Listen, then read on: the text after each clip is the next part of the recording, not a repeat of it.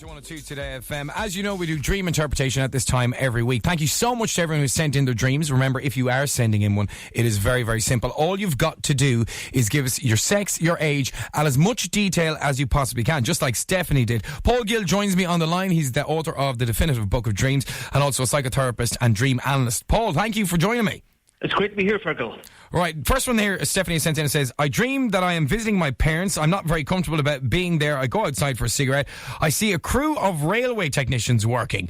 They're all having white T-shirts on. I'm puzzled as I've never noticed a railway line there before. Now I see a man lying on the tracks. He appears to be drunk. I shout the alarm because I can just see carriages coming down the tracks. There's no engine. The workers either can't do anything to help because it's too late. The carriages roll over this man's neck and I turn away, but then he gets up as if nothing has happened. He's pretending nothing has happened, even though I can see the black oil marks of the back of his neck from the train track. That's interesting. That's really vivid, really vivid. Okay. Well, the first thing, the location where the dream happens is at her parents' house. So she's there and she feels uncomfortable, so she's going outside. So it's something in and around her parents' house, probably from the past.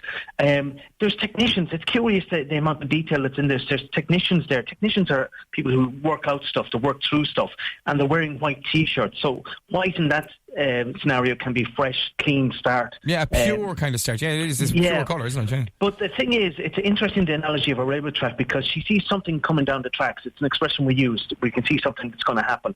Something's going down the tracks. Now, it can't be prevented, whatever it is. And I think the fact, too, that it's just carriages and there's no engine there.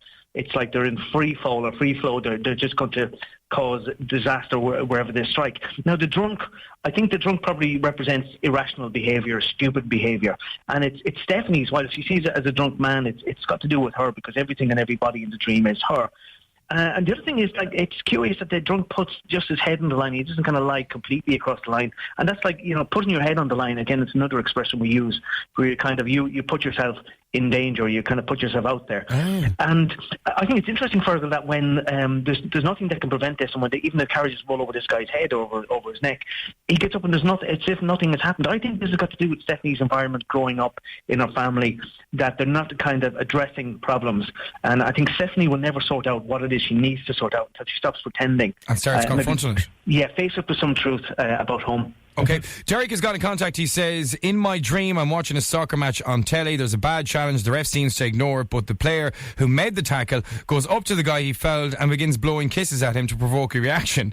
Then he rubs his hands condescendingly over the player's head, tossing his hair, and now goes on for full on for a kiss on the lips. I'm shocked. And now he's suddenly kissing me. Okay, well, this is obviously, Derek is obviously the person who's been abused here, or has been fouled, or has been made little of. What's going on? Yeah, well, okay, first of all, I would associate football as predominantly a male sport. I know there's women's football and all the rest, but it's something like lads do. So Derek is watching a football game. Something goes unpunished. Something harm has come to the attention, and the ref, who is like an authority figure, has just let it go. He hasn't penalised it. And then this player who's done the foul, he seems to be brazen, and he tries to provoke a reaction through blowing kisses, of all things. I mean, he could have done several other things, so why would he blow kisses? I think there's an undercurrent of homosexuality in this dream. Okay. And I think it's probably got to do with Derek and maybe repressed homosexuality or feelings, because if you look too, like this player, he tosses the other player's hair in a kind of condescending way, but then the twist is the dreamer becomes the one who's being kissed. So I suppose in summary, Fergal, it's something that shouldn't be happening, something that is allowed to happen and it shouldn't. And even the word player, when you think of a player, like somebody's a player, a bit of a player, he's a lad about town, that kind of thing, playing the field, literally playing the field. I'd say it's homosexual issues that are not being addressed in Derek's life, or homosexual feelings, maybe confused feelings. Okay. Well, Derek, by all means, you can get in contact with us privately, 53102, or live at Today FM. John has got in contact here. He's in Dublin. He says, hi guys, I had a dream that I am leading an expedition up Mount Everest. Very good. We're making exceptional progress and will be the fastest team ever to conquer the mountain. Just as I'm about to set foot on the summit, there is a clown already sitting there with his legs swinging all over the edge. I'm annoyed as he got there before me. Just then he takes out a bugle and starts to blow it loudly in my face. There's a massive avalanche and we all are swept down the mountain. Whoa. That's fantastic. That's a crazy dream. Do you know what struck me? Like, there's always some clown there to muck it up So is somebody. You know something, as life goes on, I admire it more and more. This kind of thing I do see. Yeah, there is. Yeah. Well, let's have a look at the location where it takes place. It's Mount Everest. Mount Everest, that's a big thing. It's no small thing. It's the biggest mountain in the world.